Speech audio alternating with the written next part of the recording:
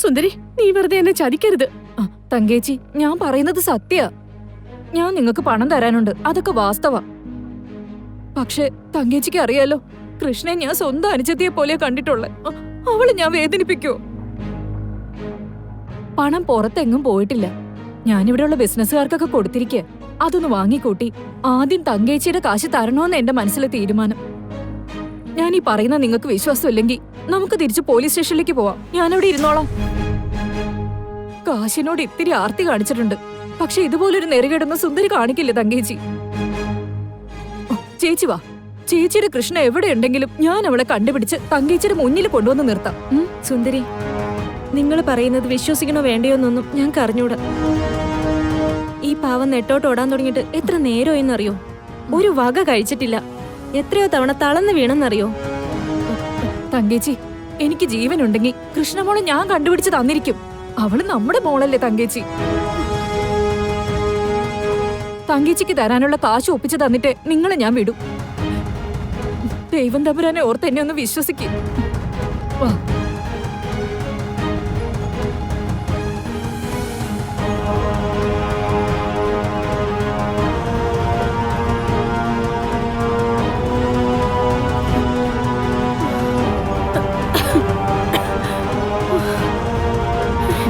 എനിക്ക് വയ്യ. അയ്യോ, എന്ത് പറ്റി തങ്കേച്ചി? ഒരടി വെക്കാൻ പോലും പറ്റുന്നില്ല. നെഞ്ചിനകത്തെന്തോ ഭാരം പോലെ.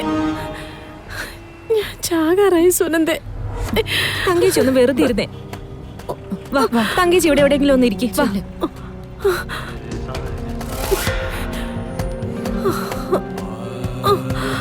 അയ്യോ,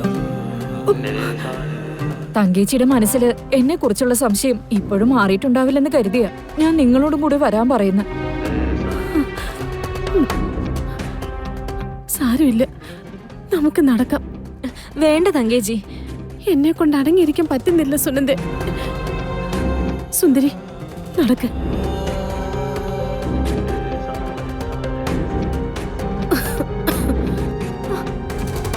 അയ്യോ അയ്യോ തങ്കേച്ചി. സുനന്ദേ, ഞാനിത്തിരി വെള്ളം വാങ്ങിച്ചിട്ട് വരാം. കഴിക്കാനോ എന്തെങ്കിലും വാങ്ങിക്കാം. തങ്കേച്ചി ഇനി ഭക്ഷണം കഴിപ്പിച്ചില്ലെങ്കിൽ പറ്റില്ല. സുനന്ദ നോക്കിക്കോണേ, ഞാൻ ഇപ്പൊ തന്നെ വരാം. തങ്കേച്ചി,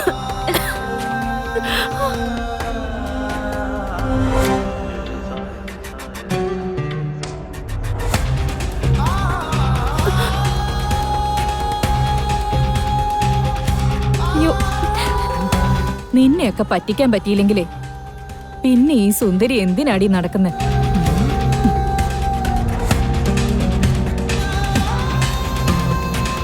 തങ്കേച്ചി, തങ്കേച്ചി,